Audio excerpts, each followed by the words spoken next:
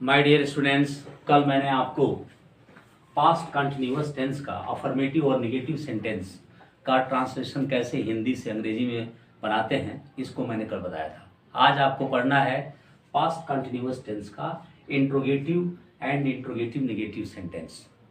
तो आप जानते हैं कि इंट्रोगेटिव और इंट्रोगेटिव नेगेटिव सेंटेंस में इंट्रोगेटिव वर्ड्स का और उसके बाद से नेगेटिव वर्ड्स का होना अनिवार्य है।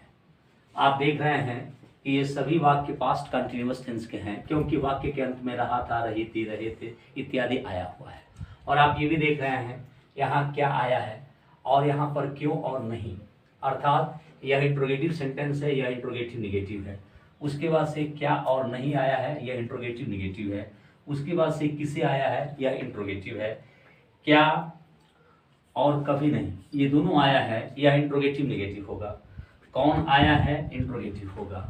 कितना आया है, इंट्रोगेटिव होगा।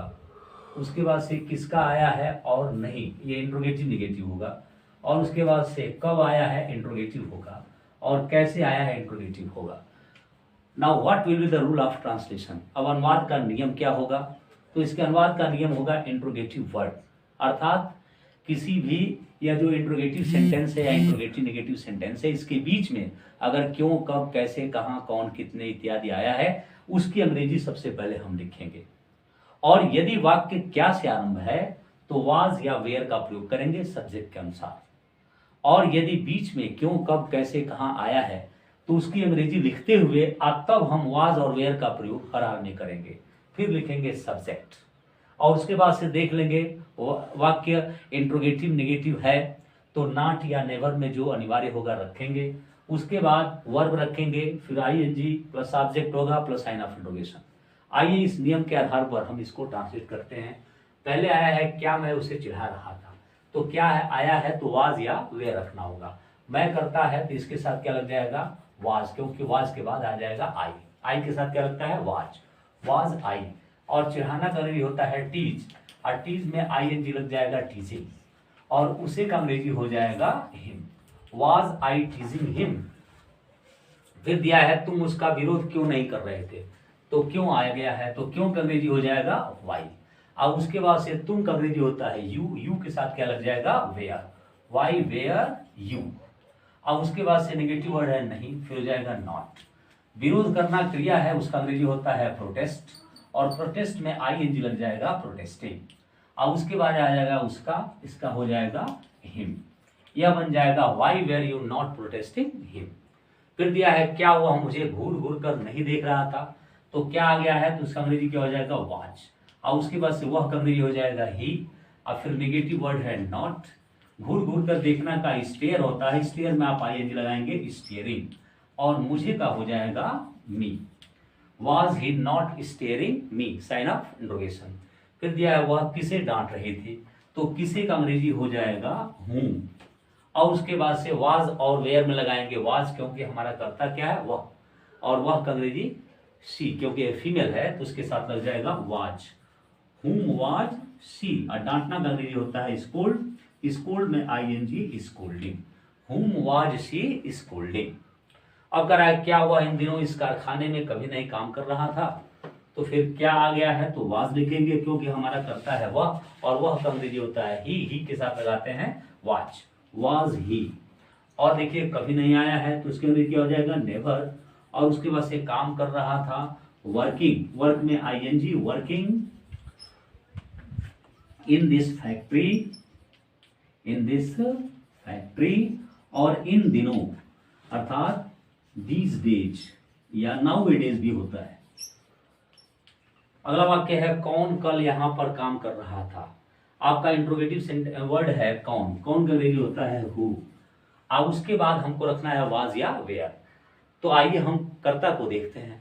देखिए कौन जो है इंट्रोगेटिव वर्ड भी हो गया और यह कौन ही सब्जेक्ट भी है, क्योंकि कौन ही काम करने का काम कर रहा है। तो जब हु आ गया है तो फिर से सब्जेक्ट लिखने की आवश्यकता नहीं है, क्योंकि हु आ गया है। तो यहां पर हु के बाद लिखेंगे वाज, क्योंकि हु ही हमारा करता है, और हु यहां पर एक वचन करता है क्योंकि रहा था है। अगर कौन कल यहां पर काम कर रहे थे होता तो हु वहां पर प्लूरल सब्जेक्ट होता, बहुवचन करता होता, और तब वेयर का प्रयोग करना पड़ता। लेकिन यहां पर यह सिंगुलर सब्जेक्ट है, इसलिए हु के साथ क्या होगा वाज। तो हमने इंट्रोगेटिव वर्ड लिखा और प्लस वाज हो गया और सब्जेक्ट यहाँ पर इंक्लूडिंग है। उसके बाद से वर्ब में आईएनजी काम करना का होता है वर्क, या डू भी लिख सकते हैं, डू में आईएनजी लगा सकते हैं। तो हु वाज वर्किंग, यहाँ का क्या हो जाएगा हियर। फिर दिया है वह कितना दूध पी रही थी, कितना दूध, यहाँ देखिए तो कितना का अंग्रेजी, और यहाँ पर सॉरी कल का अंग्रेजी हो जाएगा स्टरडे। यहाँ देखिए कितना दूध, तो दूध कितना दूध कर रहा है, तो कितना का अंग्रेजी हो जाएगा हाउ मच, क्योंकि यह क्वांटिटी को शो करता है।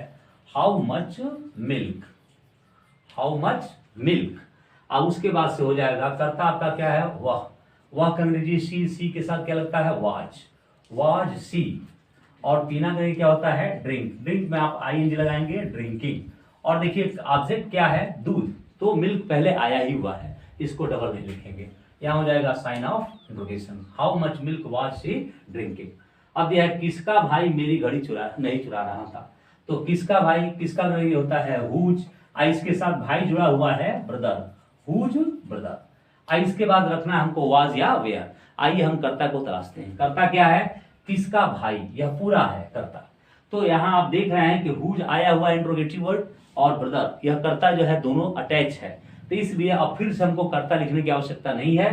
तो कर्ता हमारा एक वचन होगा क्योंकि चुरा रहा था, तो यहाँ लिखेंगे वाज, हुज ब्रदर वाज। और देखिए सब्जेक्ट आपका आया ही हुआ है, तो दोबारा लिखने की आवश्यकता नहीं है।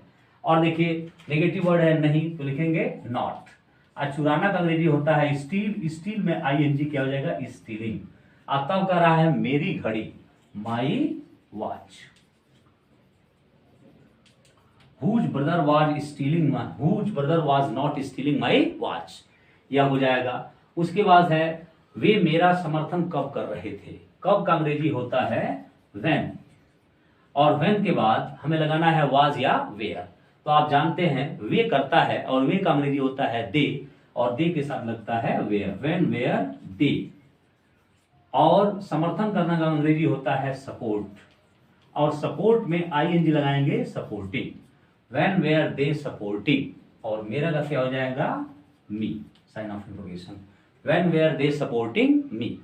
अब दिया है हम लोग उसे कैसे धोखा दे रहे थे, कैसे का अंग्रेजी होता है हाउ, और हाउ के बाद हो जाएगा वेयर। कारण यह है कि हमारा करता है हम लोग, और हम लोग का अंग्रेजी होता है वी, तो हाउ वेयर वी। और उसके बाद से धोखा देना का डिसीव, और डिसीव में आईएनजी लगाएंगे डिसीविंग, और उसे का हो जाएगा him, sign of interrogation. How were we deceiving him. इस प्रकार से मैंने आज आपको पास्ट कंटिन्यूअस टेंस का इंट्रोगेटिव और इंट्रोगेटिव नेगेटिव सेंटेंस को कैसे हिंदी से अंग्रेजी में ट्रांसलेट करते हैं, इस प्रक्रिया को बताया। कल हम इसके आगे चर्चा करेंगे। धन्यवाद।